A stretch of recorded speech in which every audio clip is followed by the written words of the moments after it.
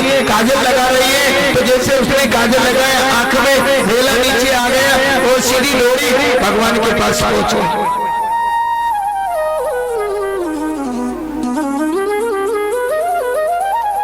कोई वस्त्र धारण कर रही है, आधे वस्त्र पहन ले, साड़ी नहीं पहनी, एक पल्ला लगा लिया, दूसरा डाल लिया, सीधी दौड़ी, सीधी भगवान के पास पहुंच गई।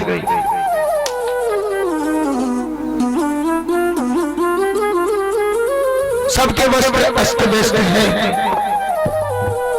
सभी दौड़ी हुई आती है, आज भगवान के पास आती है।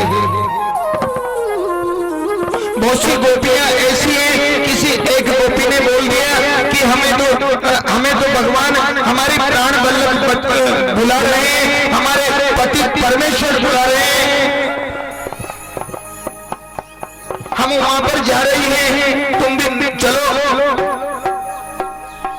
तो ऐसी गोपियां थी, कोई तो दौड़ करके गई, कोई चल करके गई, लेकिन बहुत सी गोपियां ऐसी थी महाराज कि जहां पर बैठी थी भगवान का भजन किया, भगवान का चिंतन किया, समाधि लगाई और समाधि अवस्था में सीधी भगवान के पास पहुंच गई,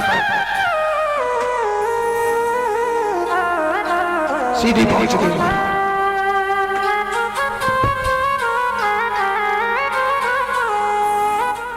भगवान के पास जब गई, भगवान ने कहा कि गोपियों,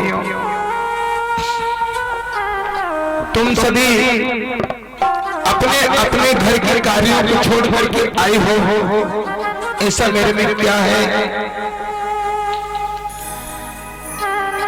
ऐसी मेरी मुरली में क्या है। गोपियां मौन हैं, गोपियों ने कोई जवाब नहीं दिया। कन्हैया ने बहुत बातें की। आज कन्हैया कहते हैं कि तुम्हारे पति जो हैं वो तुमसे लड़ेंगे, घर पे तक तुम जाओगे तो तुम्हें डांटेंगे, तुम घर जाओ।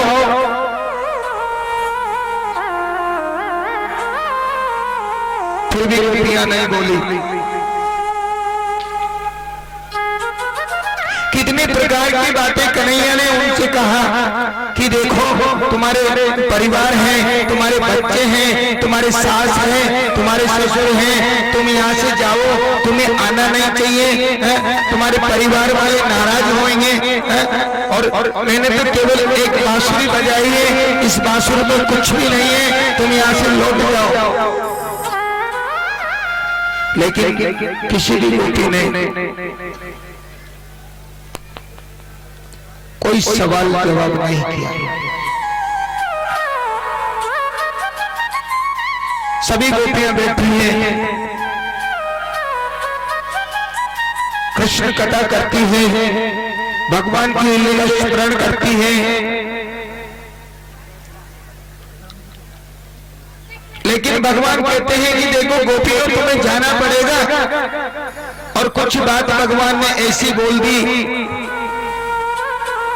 क्या तुम्हारे पति बूढ़े हो गए, क्या तुम्हारे पति तुम्हें रखना नहीं चाहते, क्या तुम्हारे पति ने तुम्हें भगा दिया। कुछ ऐसी जब बातें हुई तो एक गोपी कहती है कि प्रभु वो तो केवल हमारे पति हैं, तुम तो पति परमात्मा हो, परमेश्वर हो, जगत पति हो, सबके पति हो, तुमसे बढ़कर के पति कौन हो सकता है। और रही बात तुमने बोला है ना कि तुम्हारे घर वाले लड़ेंगे, परिवार वाले लड़ेंगे, सास लड़ेगी, ससुर लड़ेगा, ऐसी बात वैसी बात, तुम्हें पतिव्रत प्राणी स्त्री के धर्म के बारे में बताऊं मैं कि पतिव्रत प्राणी स्त्री का धर्म क्या होता है।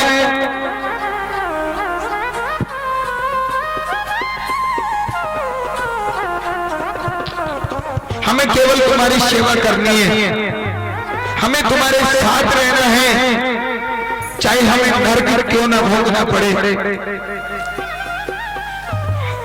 एक गोपी कहती है कि हम तुम्हें बताते हैं, पति पतिव्रत परायण जो स्त्री होती है उसकी शक्ति क्या होती है। एक गोपी कहती है कि देखो एक गोपी थी, उसके बूढ़े जो पति जो थे बूढ़े हो गए, जंगल में जाते हैं, गरीब हैं बेचारे, अन्न के लाले हैं, लेकिन ब्राह्मण का घर है,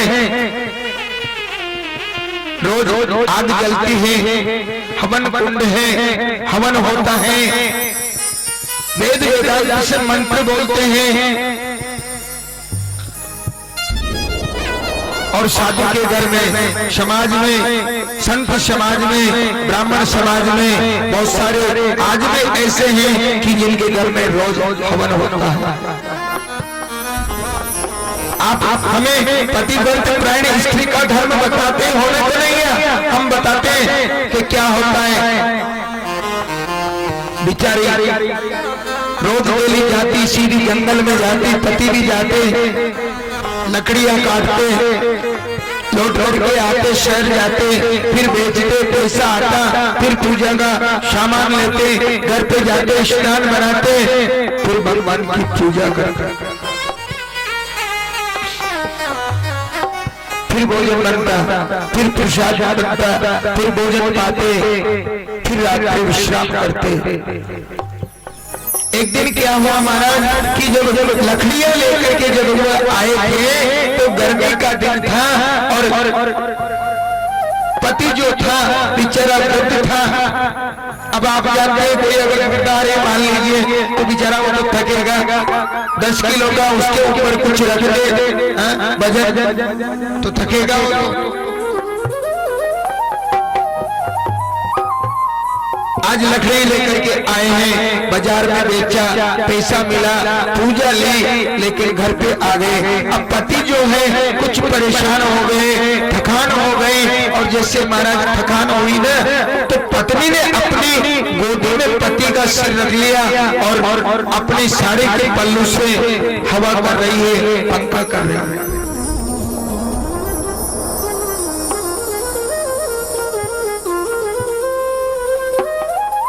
छोटा सा बच्चा है, बच्चा आंगन में खेल रहा है, थोड़ी दूर हवन कुंड बना हुआ है, हवन कुंड में आग जल रही है। अब पतिव्रत परायण स्त्री जो होती है उसका धर्म क्या है। बच्चा धीरे धीरे धीरे धीरे धीरे धीरे आगे बढ़ता है, हवन कुंड की तरफ चलता है। इधर जो पत्नी है अपने पति को अपनी गोदी में सिर रख करके उसके पंखा कर रही है। अब माँ धर्म ये कहता है कि पहले अपने को बचाया जाए, लेकिन पतिव्रत परायण जो स्त्री का धर्म है वो धर्म ये कहता है कि मेरे पति के किसी भी प्रकार की कोई परेशानी नहीं। अब अगर बच्चे को बचाने जाए तो अपने पति का सिर उठा करके नीचे रखना पड़ेगा, और जब सिर उठा करके नीचे रखना पड़ेगा तो या तकलीफ होगी, या गर्मी है, बेचैनी है, नींद लगी हुई है, निद्रा खुल जाएगी। तो पतिव्रत धर्म जो है ना, पतिव्रत परायण स्त्री का जो धर्म है ना वो धर्म खत्म हो जाएगा, वो बिल्कुल नष्ट हो जाएगा। तो उसी धर्म को रखते हुए वो आगे नहीं बढ़ी और वो बच्चा चल करके हवन कुंड में गिर गया।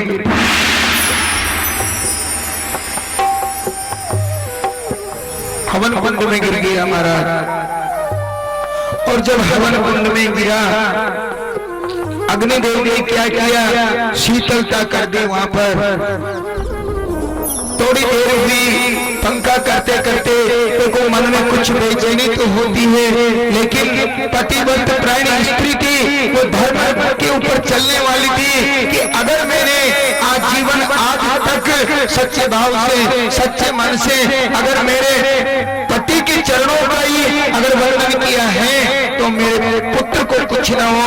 और जब बेटा जब जाकर के गिरा, उधर अग्निदेव शांत हो गए, इधर पति की निद्रा जब खुली, जब पति खड़े हुए और जाकर के जब देखा महाराज तो वो बच्चा जो है उसमें खेल रहा है। अब अपने लाल को उठाया, सीने से लगाया, लेकर के आए। तो प्रभु आप कहते हैं कि पतिव्रत प्राणी स्त्री का धर्म क्या है? हमारा धर्म तो ये है प्रभु।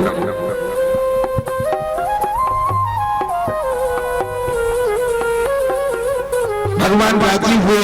हेलो हाँ, कृपया एक सूचना आई है।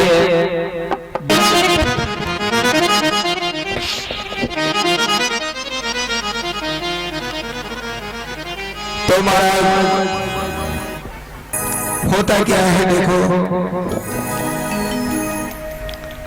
ये क्या बात हम सुन के बात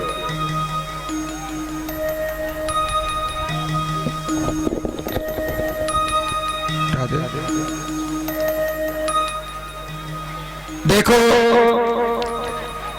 सभी गोपियां भगवान के संग हैं, भगवान गोपियों के संग हैं, और राधा रानी जो है वो भी भगवान के संग है।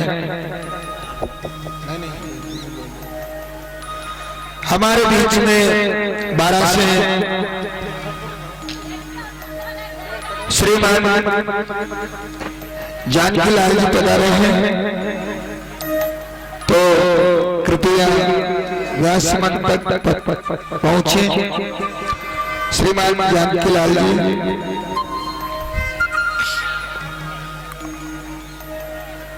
बहुत बड़े गायक कलाकार हैं, किसी बात का कोई अहंकार नहीं है।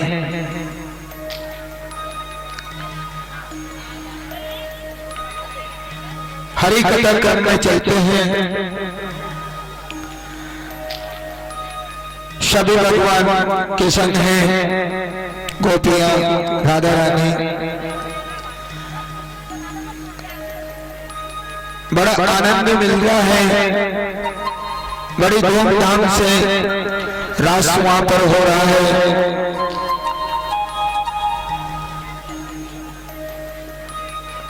कृष्ण भगवान एक है, बंसी एक है, गोपियां हजारन हैं, सभी नृत्य कर रही है, लेकिन हर एक गोपी के संग श्री कृष्ण भगवान है। लेकिन गोपियों को अहम हो गया हमारा कि बस हम ही हैं। आज भगवान हमारे संग में रास कर रहे हैं। तो जब गोपियों को जब अहम हुआ तो भगवान को पता चल गया वो नारायण है कि गोपियों को अहम हो गया। तो राधा जी को संग में लिया और भगवान अंतर्ध्यान हो गए।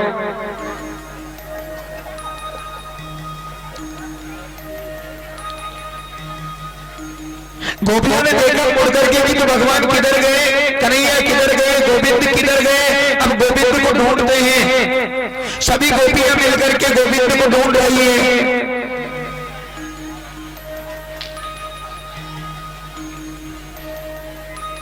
चलते चलते आगे गए, एक वट वृक्ष आया।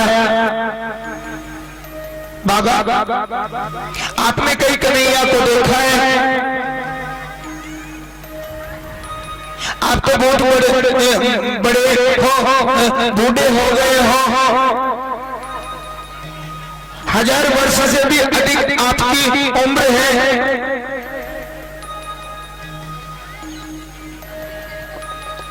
लेकिन प्रेम में क्या है कि प्रेम में सब पागल हैं।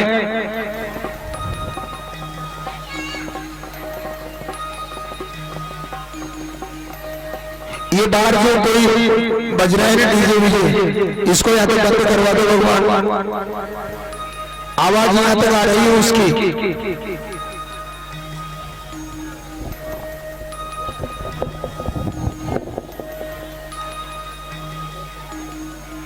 तो महाराज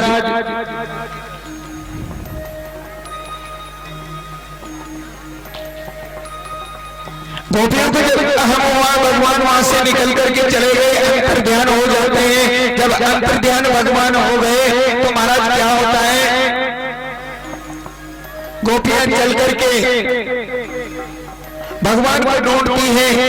वट वृक्ष आया, उससे पूछा, एक गोपी ने बोल दिया ये क्या बताएगा, ये तो बूढ़ा हो गया, इसकी तो बुद्धि छटा गई,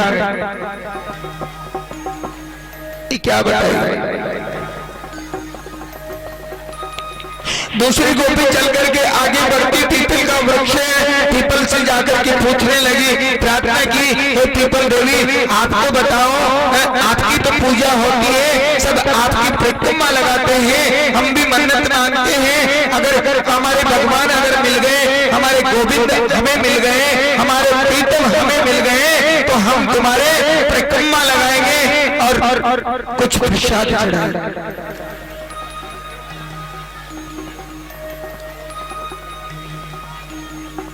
कुछ तो बताओ। एक गोपी कहती है यह क्या बताएगी, दुनिया इसकी पूजा करते हैं ना, पूजा का अभिमान है, ये क्या बताएगी। आगे गए, तुलसी बहुत है, जंगल है, तुलसी माता से पूछा क्यों, तुम्हें बताओ ना, तुम तो रोज डेली भगवान के श्री चरणों में चढ़ती हो, तुमको तो पता होगा।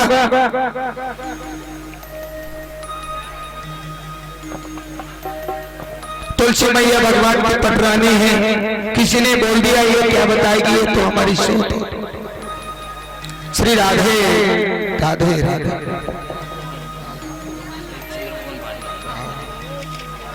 श्री राधे बैठो,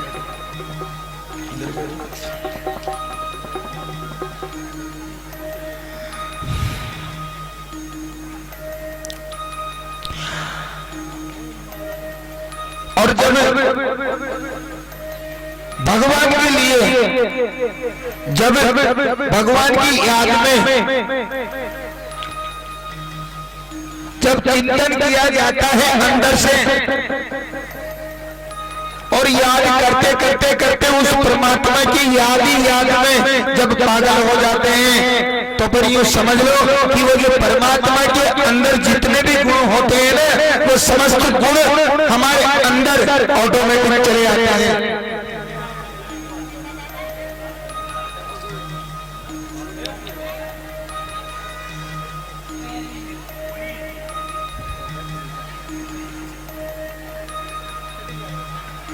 और सारे गुण भगवान के उनमें आ गए।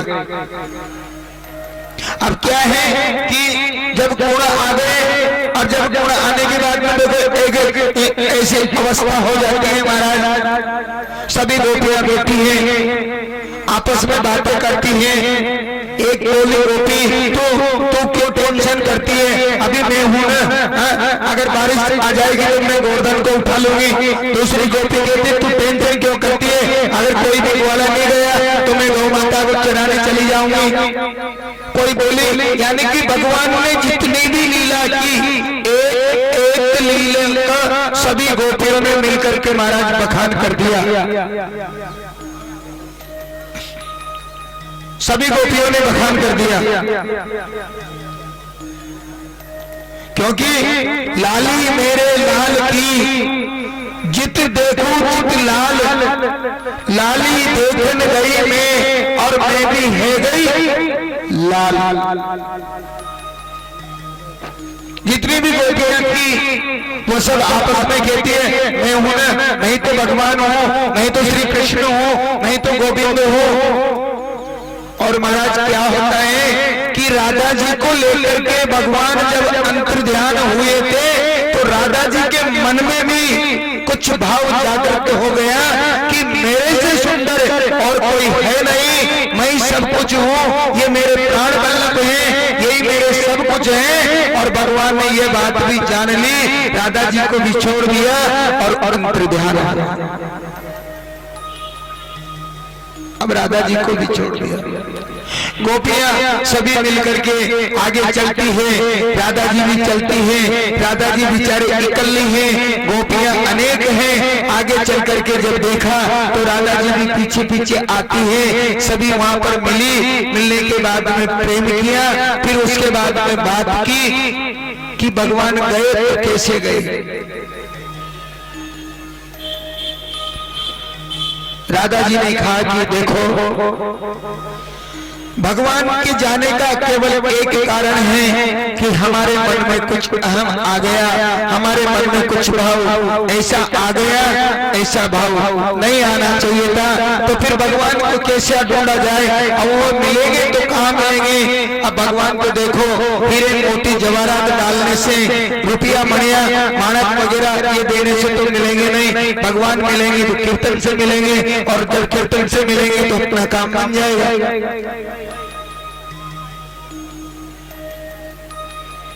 सभी गोपियां आती हैं, जमुना जी का किनारा है और सभी गोपियां मिलकर के भजन करती हैं। सभी गोपियां ये कहां गया,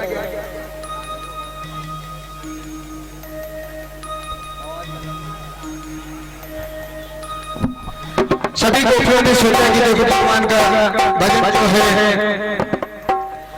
वो करना पड़ेगा। तो भगवान को अगर मान लीजिए पाना है तो भाव से पूजा करनी चाहिए। अब रास होगा, उस रास का जो आनंद है आप सभी लेंगे। उस रास में आज भोले बाबा, भोले भंडारी गोपी का रूप धारण करके वो भी इनके बीच में आएंगे। रास का जो आनंद है बड़े प्रेम से लेंगे। अजी रास कुंजन रायो रे, रास कुंजन में तेरायो,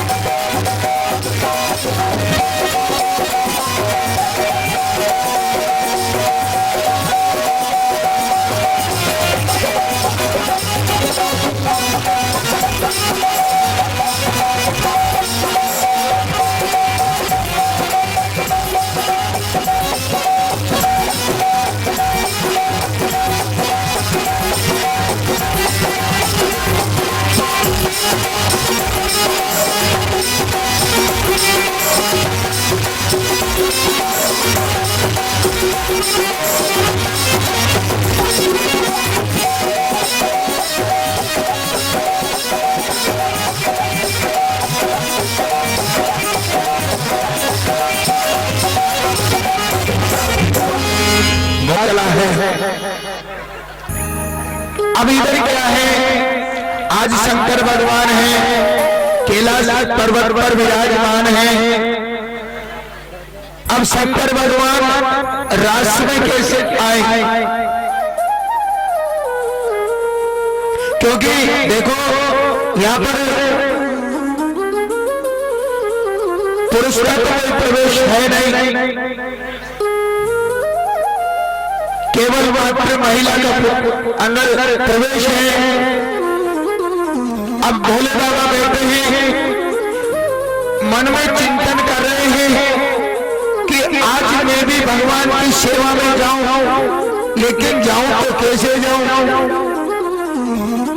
तो भोले बाबा ने विचार किया कि क्यों ना मैं भी गोपी का वेश धारण करके आज स्वयं नारायण की सेवा में चलूं। आज भोले बाबा ने एक गोपी का वेश बनाया है, नथ वाली नथनिया वाले बाबा हैं क्या, गोपी का वेश बनाया, कैलाश पर्वत से चलते हैं, सीधे आते हैं। मैया पार्वती ने कहा कि देखो प्रभु, हम भी आपके संग चलेंगे, लेकिन भोले बाबा ने मना कर दिया कि देवी मैं जल्दी पहुंचना चाहता हूं, आप यहीं विश्राम कीजिए। तो भोले बाबा वहां से चलते हैं और देखो बड़ी धूमधाम से भोले बाबा उस रास का आनंद लेते हैं। एक दिन बोले भंडारी रात में आ गए हैं, रात में आ गए हैं।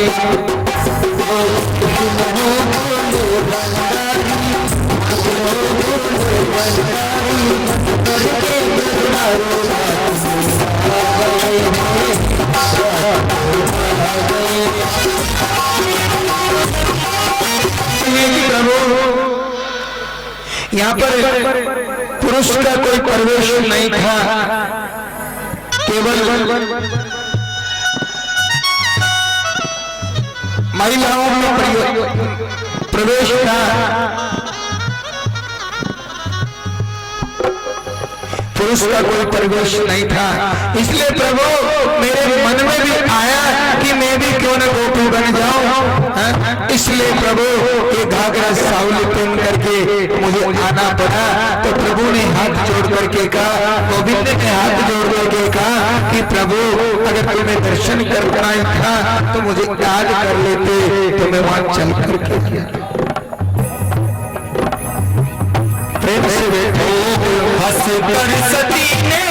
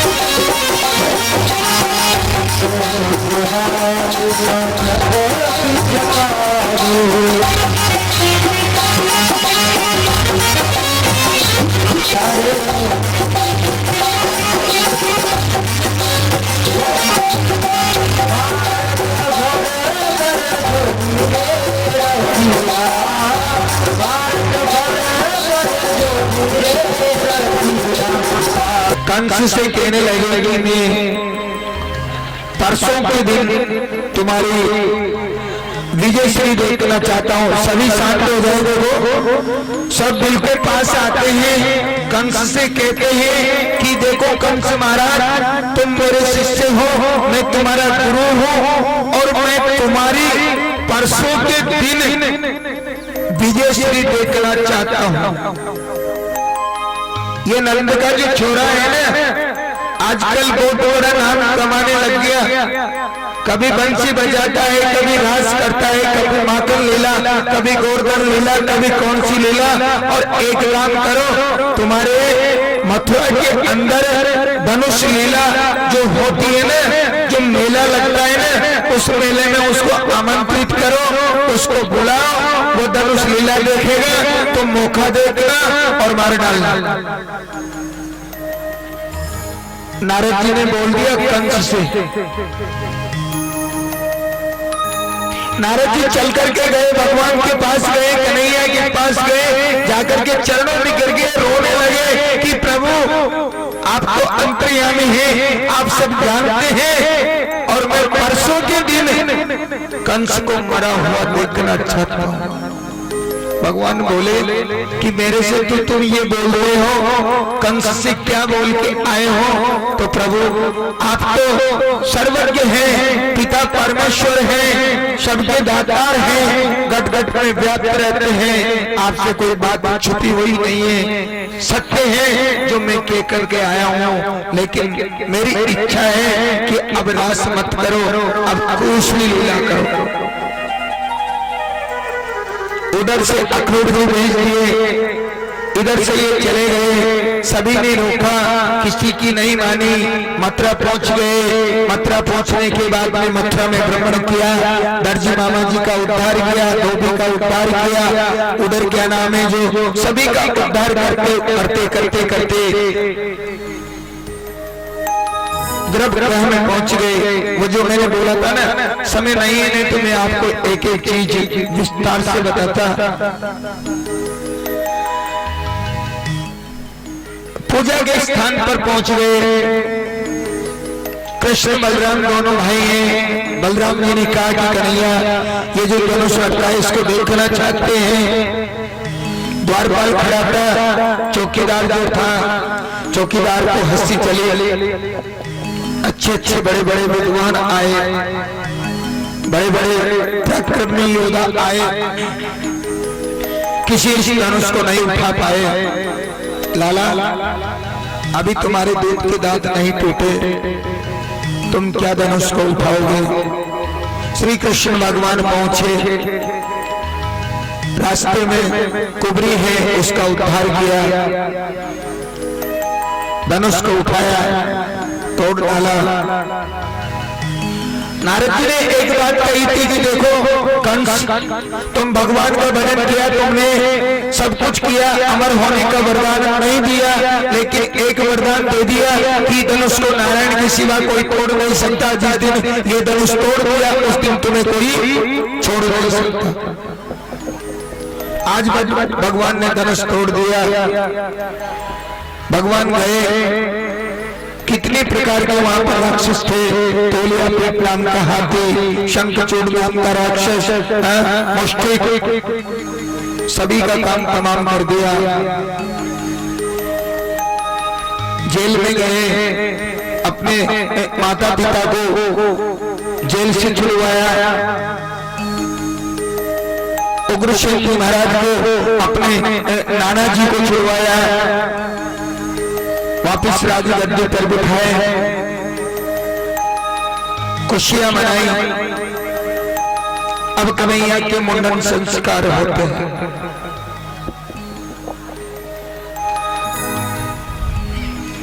ग्यारह वर्ष 56 दिन की आयु में श्री कृष्ण भगवान ने कंस का वध कर दिया।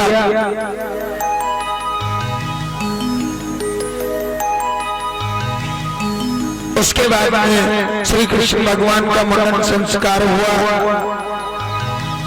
यज्ञ करवाया, पवित्र हुए।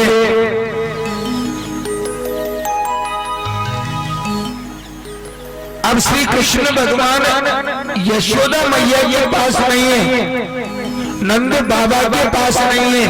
अब श्री कृष्ण भगवान माता देवकी वसुदेव जी के पास रहते हैं मथुरा में। मुंडन संस्कार होने के बाद में भगवान को अवंती का भेजा गया। अवंती का नाम आपने सुना होगा, जो महाकाल की नगरी है, उज्जैन, उसी उज्जैन से अवंती का कहते हैं। वहां बहुत बड़े संत हैं, संदीपन बाबा ऋषि संदीपन के आश्रम पर पहुंचे। वहां इनको गुरु दीक्षा दिलाई। धर्म नीति ज्ञान नीति वेद वेदांत के जितने भी शास्त्र हैं, कर्म कांड ज्ञान कांड उपासना कांड 6 प्रकार की इनको विद्याएं दी।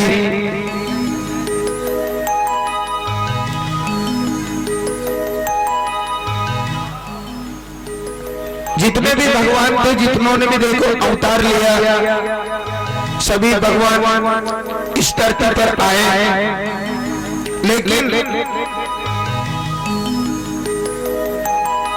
सबसे पहले जो क्रिया की, जो भगवान ने काम जो किया, गुरु दीक्षा का, शिक्षा का,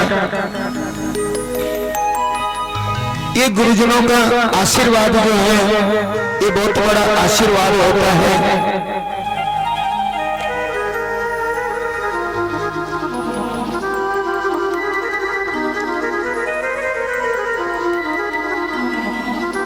आज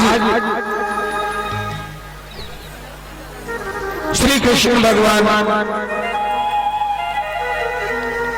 उज्जैन में विद्या अध्ययन कर रहे हैं।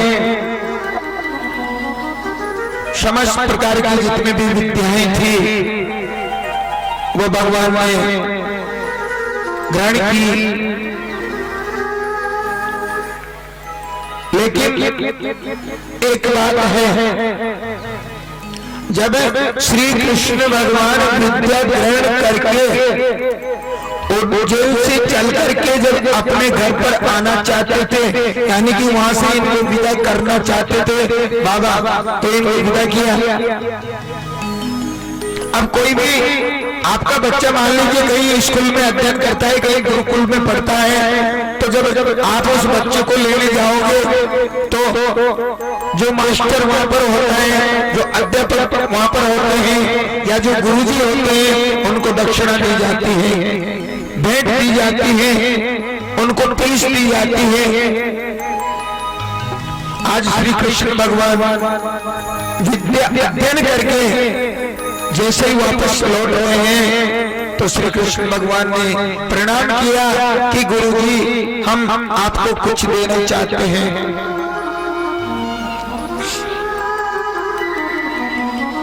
हम आपको कुछ देना चाहते हैं। आपने बड़ी कृपा की, हमें समस्त प्रकार की विद्याओं में पारंगत किया। ये बिना आपकी कृपा के नहीं हो सकता था, लेकिन गुरुजी ने मना कर दिया कि धर्म नीति ये कहती है कि पुत्र जिसको हम शिक्षा देते हैं, जिसको हम गुरु दीक्षा देते हैं, उसके बदले हम दक्षिणा नहीं लेते। मना कर दिया। श्री कृष्ण भगवान कहने लगे कि प्रभु आपके धर्म के बताए अनुसार हम किसी की दक्षिणा कभी रख नहीं सकते, आपको लेना पड़ेगा। बाबा मना करते हैं मैं लेऊंगा नहीं, कृष्ण भगवान कहते हैं कि मैं दूंगा, मैं रखूंगा नहीं। लेकिन बाबा ने बोल दिया कि पुत्र मैं तो लेना नहीं चाहता, अगर तुझे देना है तो तेरी गुरु माता है, वो अंदर है, तुम उनके पास चली जाओ, अगर वो लेना चाहे तो तुम दे सकते हो।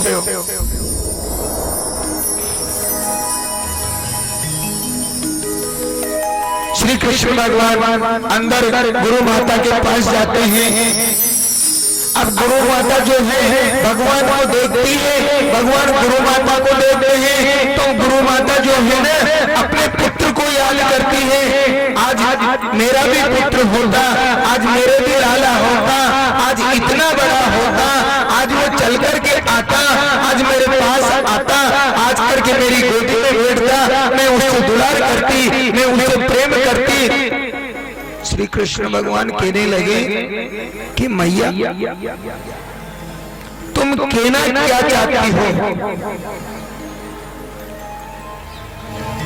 मैं तुम्हारी बात समझ नहीं पाया।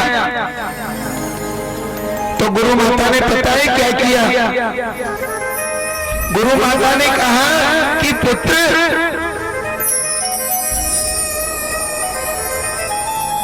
अगर वाकई में तू अच्छा शिष्य है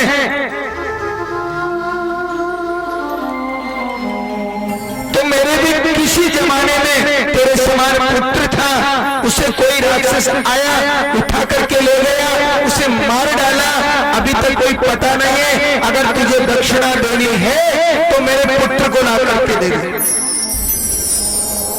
कभी ताली तो बजा दिया करो। 6 दिन में आज पहली बार ताली बजी है। मैंने ताली बजाने के लिए भी नहीं बोला था।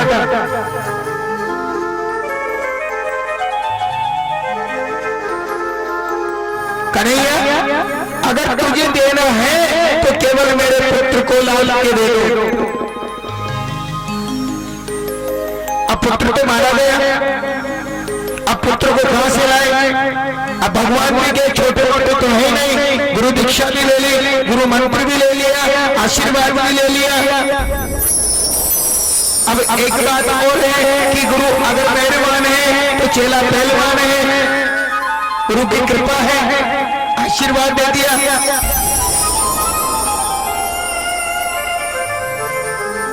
ठीक है माता, कोशिश करता हूं। अब एक बात है, भगवान केवल बंसी बजाना ही नहीं जानते हैं, अब धनुष बाण चलाना भी जानते हैं। कंधे पे धनुष में लटका हुआ है।